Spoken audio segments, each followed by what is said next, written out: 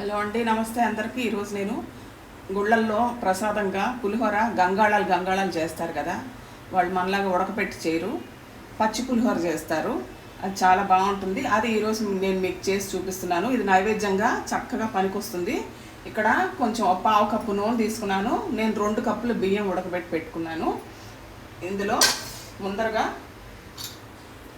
కొంచెం ఆవాలు,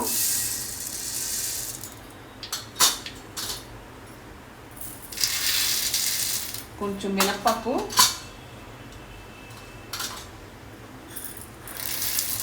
కావాల్సినంత శనగపప్పు,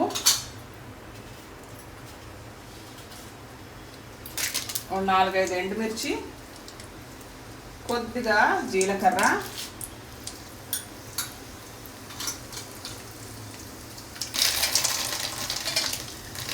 కొంచెం పల్లీలు పోపులోకి. ముందర పోపు వేయించుకుందాము. కరివేపాకు,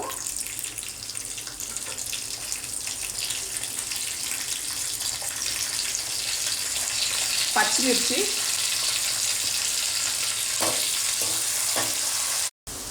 పోపు వేగిపోయింది. ఇప్పుడు ఇంగు వేసుకుందాము. 1 టీ స్పూన్ వేసాను. ఇంక మంట తగ్గించేసుకుందాం. పసుపు, స్టవ్ ఆపేసాను. ఉప్పు రుచికి తగ్గట్టుగా. నేను 2 కప్పులకి 2.5 స్పూన్లు ఉప్పు వేసుకున్నాను.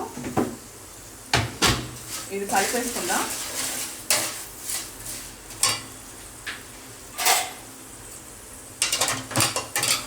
స్టవ్ ఆపేసింది, ఆఫ్ చేసింది.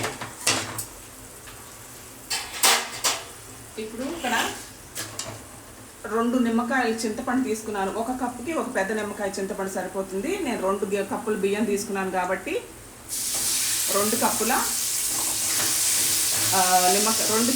రెండు నిమ్మకాయలు తీసుకుని రసం తీసుకున్నాను.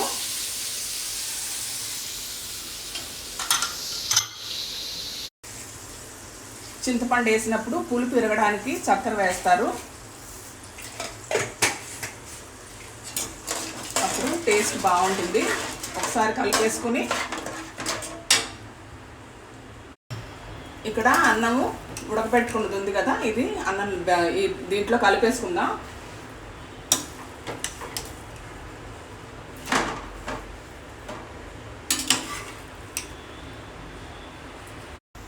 ఇప్పుడు స్టవ్ వెలిగిస్తున్నాను. ఇది కలిపేసుకుందాము. మామూలు పులిహోర కన్నా ఏమాత్రం తీసిపోదండి ఈ పచ్చి పులిహోర. అంతకన్నా టేస్టీగా ఉంటుంది. పని తొందరగా అయిపోతుంది. మనకి పండగలప్పుడు నైవేద్యానికి బాగా పనిచేస్తుంది. ఎందుకంటే మనం సర్దివేమీ వాడట్లేదు కాబట్టి.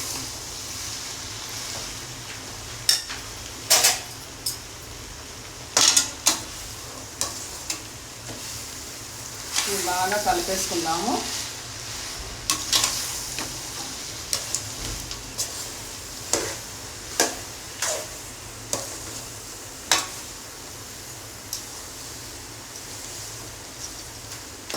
ఉండలు లేకుండా కలుపుకోండి. బాగా కలిపేసుకొని స్టవ్ ఆఫ్ చేసుకోవడమే. పులిహోర 10 నిమిషాల్లో అయిపోతుంది. పండగలకి చాలా తొందరగా రెడీ అయిపోతుంది. మనం మామూలుగా కూడా చేసుకోవచ్చు. లంచ్ బాక్స్కి కూడా అయిపోయిందండి. మామూలు పులిహోర 3/4 గంట పడితే ఇది 10 నిమిషాల్లో అయిపోతుంది. చూసారు కదా, అయిపోయింది, రెడీ. నేను స్టవ్ ఆఫ్ చేసుకుంటున్నాను. రెడీ అయిపోయిందండి.